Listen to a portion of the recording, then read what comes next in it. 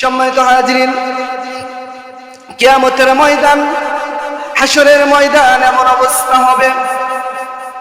আল্লাহর হাবিব সাল্লাল্লাহু আলাইহি ওয়াসাল্লাম বললেন, আল্লাহ পাক রব্বুল আলামিন দুনিয়ার দিকে সূর্য উল্টো মুখটা দুনিয়ার দিকে আল্লাহ পাক রব্বুল আলামিন দিয়েছে, কিন্তু কিয়ামতের দিন হাসরের ময়দানে আল্লাহ পাক রব্বুল আলামিন ওই সূর্যের আর উল্টো মুখ রাখবেন না।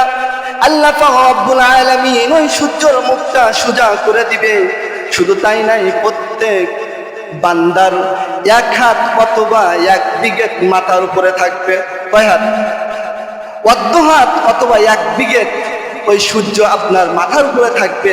শুধু তাই নাই, ওই সূর্য আর তখন উল্টো থাকবে না, ওই সূর্য কি হয়ে যাবে? সোজা হয়ে যাবে। সেই দিন আপনার আমার অবস্থা কি হবে? কিতাবের ভিতরে আসছে, ওই সূর্যর তাপে আপনার আমার মাথার ঘিনুগুলো টগবগ করে ফাটতে শুরু করবে। ফাটতে ফাটতে গলতে গলতে ওই মাথার ঘিনুগুলো আপনার কান দিয়ে গাল দিয়ে বাইর হতে থাকবে। কান দিয়ে গাল দিয়ে বাইর হতে থাকবে। ওই আপনার ঘিনুগুলো, আবর্জনাগুলো ওই যে সূর্যের তাপে আপনার মাথাগুলো ফাটতে থাকবে, আর ওই ঘিনুগুলো টগবগ করে ফুটতে থাকবে। সম্মানিত হাজিরিন, আল্লাহ পাক রব্বুল আলামিন এত ভয়াবহ হাসরের ময়দানে আপনার আমার ব্যবস্থা করবেন।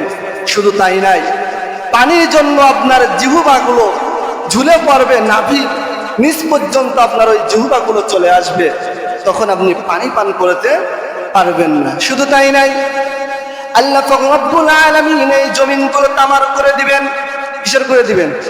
তামার। তামা কি গরম হলে কি অল্প গরম হয়? অনেক বেশি হিট হয়। আল্লাহ পাক রব্বুল আলামিন কিয়ামতের ময়দানে, হাসরের ময়দানে আল্লাহ পাক রব্বুল আলামিন জমিনগুলো তামা করে দিবেন। আপনার ওই তামার গরমে, জমিনের গরমে আপনার পায়ের হাত পা গুলোর গোস্তগুলো খসে খসে পড়বে। গোস্তগুলো কি খসে খসে পড়বে। আপনার আমার কষ্ট আর কষ্ট হবে। সম্মানিত হাজিরিন, কিতাবের ভিতরে আছে এইভাবে 50 বছর আপনাকে আমাকে অপেক্ষা করতে হবে। কয় বছর? 50 বছর আপনার আমার এইভাবে 50,000 বছর এইভাবে আপনাকে আমাকে ওই সূর্যর তাপ এবং পায়ের নিচে মাটির তামার তাপ আপনাকে আমাকে সহ্য করতে হবে। উম্মতেরা, বান্দারা না সহ্য করতে পেরে ছটফট করবে। আল্লাহ রব্বুল আলামিনের কাছে বলবে যে, আল্লাহ আপনি আমাদের বিচার তাড়াতাড়ি শুরু করবেন, বিচার তাড়াতাড়ি শুরু করেন, আমরা আর সহ্য করতে পারতেছি না। কোনো জবাব আসবে না। হযরতে আদম আলাইহিস সালাতু ওয়াস সালামের কাছে চলে যাবে যে, আল্লাহর নবী, আপনি তো আমাদের পিতা, আপনি আল্লাহর কাছে একটু সুপারিশ করেন যে আল্লাহ পাক রব্বুল আলামিন যেন বিচারটা যেন তাড়াতাড়ি শুরু করে। হযরত আদম আলাইহিস সালাতু ওয়াস সালাম বলবেন, হে বান্দারাম, আমি আল্লাহ পাক রব্বুল আলামিনের কাছে বিচারের জন্য সুপারিশ করতে পারবো না, কারণ আমি আল্লাহ পাক রব্বুল আলামিন আমার একটা গাছের ফল খেতে নিষেধ করেছিল, আর আমি ওই গাছের ফল খাইছিলাম। যদি আল্লাহ পাক রব্বুল আলামিন আমাকে বলে, হে আদম, তুমি কেন সুপারিশ করতে আসছো? আমি যে তোমার নিষেধ করেছিলাম ওই গাছের ফল খাতি, তখন আমি কি করব? আমি সুপারিশ করতে পারবো না। তখন হযরত আদম আলাইহিস সালাতু ওয়াস সালাম বলবেন, তোমরা নূহর কাছে চলে যাও। নূহ আলাইহিস সালাতু ওয়াস সালামের কাছে চলে যাবে। একই অবস্থা, কেউ আল্লাহর কাছে সুপারিশ করতে পারবে না। নূহ আলাইহিস সালাতু ওয়াস সালাম বলবেন, আমি আল্লাহর সাথে বলতে পারবো না, কারণ আমি আমার সন্তানের জন্য আল্লাহ পাক রব্বুল আলামিনের কাছে দোষী হয়ে আছি। আমি আল্লাহ পাক রব্বুল আলামিনের কাছে বলতে পারবো না। তোমরা আরো কোথায় গেলে হয় সেইখানে যে চলে যাও। সম্মানিত হাজিরিন, এইভাবে আমরা প্রত্যেক নবীদের কাছে যাব, কোনো নবী আমাদের সুপারিশ করবে না। হযরতে ঈসা আলাইহিস সালাতু ওয়াস সালামের কাছে চলে যাবে। ঈসা আলাইহিস সালাতু ওয়াস সালাম বলবেন, আমি তো আল্লাহর কাছে সুপারিশ করতে পারবো না, কারণ আল্লাহ পাক রব্বুল আলামিন আজকে যেভাবে রাগান্বিত অবস্থায় আছে, আমি এর আগেও কোনোদিন দেখি না, এর পরেও কোনোদিন এই রূপ আল্লাহ পাক রব্বুল আলামিন দেখাবেন না। আমি সুপারিশ করতে পারবো না, কিন্তু একজন মানুষকে আমরা একজনকে দেখায় দিব, তোমরা যাও ওই ব্যক্তির কাছে গেলে হয়তো তোমাদের সুপারিশ কবুল হয়ে যাবে, তোমাদের কথা কবুল হয়ে যাবে। সুবহানাল্লাহ। সম্মানিত হাজিরিন, তখন ঈসা আলাইহিস সালাতু ওয়াস সালাম আল্লাহ রাসূল সাল্লাল্লাহু আলাইহি ওয়াসাল্লামের কাছে পাঠাবেন। সুবহানাল্লাহ। সম্মানিত হাজিরিন, আমরা কেমন নবীর উম্মত, আপনার আমার আল্লাহ পাক রব্বুল আলামিন নবীর সুপারিশ ছাড়া অন্য কেউ কোথায় যাইতে পারবে না, কোথাও যাইতে পারবে না। আপনার আমার ভাগ্য কত ভালো যে আমরা শেষ নবীর উম্মত হয়েছি, না চাইতেও অন্য নবীরাও আপনার কিয়ামতের ময়দানে, হাসরের ময়দানে ইয়া নাফসি ইয়া নাফসি করবে, আর আমার নবী আপনার আমার জন্য সিজদায় পড়ে কাঁদবে। সুবহানাল্লাহ। সম্মানিত হাজিরিন, কিয়ামতের ময়দানে কেমন অবস্থা হবে, ভয়াবহ অবস্থা হবে। সম্মানিত হাজিরিন, আল্লাহ পাক রব্বুল আলামিন, আল্লাহ পাক রব্বুল আলামিনের সামনে কেউ কথা বলার সাহস পাবে না। কুরআনুল কারীমের ভিতর আল্লাহ পাক রব্বুল আলামিন বলেন, ইয়াউমা ইয়াকুমুর রূহু ওয়াল মালাইকাতু সাফফান লা ইয়াতাকাল্লামুনা ইল্লা মান আযিনা লাহুর রাহমানু ওয়া ক্বালা সাওয়াবা। আল্লাহ পাক রব্বুল আলামিন বললেন, কিয়ামতের ময়দানে রূহগুলো আর মালাইকাগুলো লাইনে সারিবদ্ধভাবে দাঁড়িয়ে থাকবে। শুধু তাই নাই, তারা আল্লাহ পাক রব্বুল আলামিনের অনুমতি ছাড়া তারা কোনো কথা বলতে পারবে না। আল্লাহর অনুমতি ছাড়া কোনো কথা বলতে পারবে না। আর আল্লাহ যাকে অনুমতি দিবেন সে সঙ্গত কথা বলবে, সঠিক কথা বলবে, অন্য কথা বলতে পারবে না। মালাইকা মানে ফেরেশতাদের বোঝানো হয়েছে, আর রূহগুলো মানুষ এবং জিনদেরকে বোঝানো হয়েছে। আমরা সকলেই কি রূহ, আমরা মানুষ, আর মালাইকা ফেরেশতাদেরকেও আল্লাহ পাক রব্বুল আলামিন কিয়ামতের দিন সারিবদ্ধভাবে দাঁড়াই রাখবেন। সম্মানিত হাজিরিন, ওই দিন আপনার আমার অবস্থা কেমন হবে? তখন কিয়ামতের ময়দানে আপনার আমার কষ্টর কোনো সীমা থাকবে না। পানির জন্য আপনি আমি ছটফট করব, কিন্তু একটু পানিও পাবো না। হযরতে মুহাম্মদুর রাসূলুল্লাহ সাল্লাল্লাহু আলাইহি ওয়াসাল্লাম হাউজে কাউসারের কানায় দাঁড়িয়ে থাকবে। যারা ঈমানদার, মুত্তাকি, যারা আমলে সালেহ করেছে, আল্লাহ রাসূল সাল্লাল্লাহু আলাইহি ওয়াসাল্লাম তাদেরকে ওই হাউজে কাউসারের পানি খাওয়াবেন। সুবহানাল্লাহ। আর যে একবার পানি, ওই পানি পান করবে, আল্লাহ পাক রব্বুল আলামিন, আল্লাহর হাবিব সাল্লাল্লাহু আলাইহি ওয়াসাল্লাম বলেন তার আর কোনো পানির পিপাসা লাগবে না। সম্মানিত হাজিরিন, কিয়ামত সংগঠিত হবে, হবার পরে হিসাব কিতাব সবাই শেষ।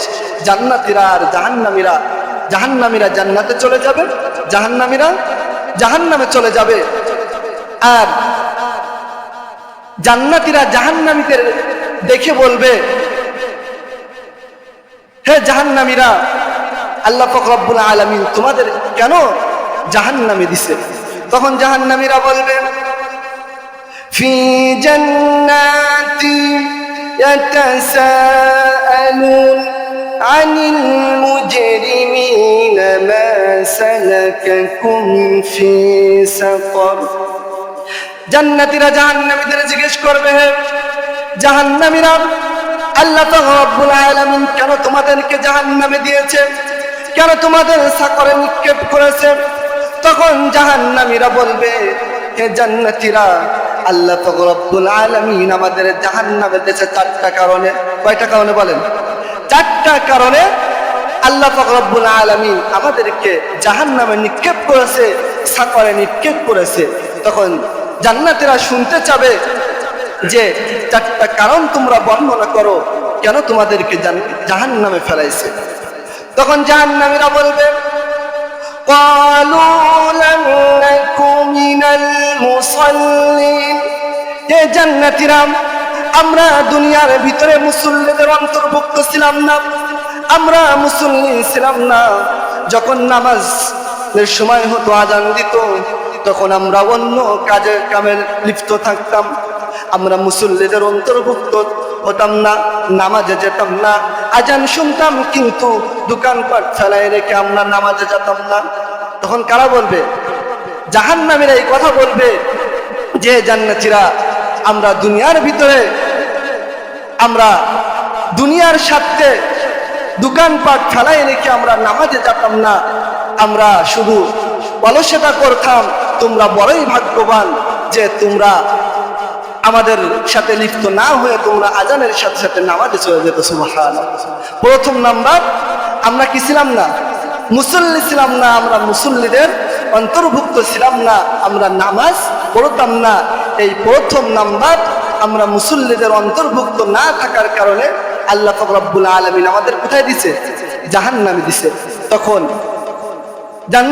জান্নাতীরা বলবে তাহলে দ্বিতীয় নাম্বার কি কারণে তোমরা জাহান্নামে চলে গিয়েছো?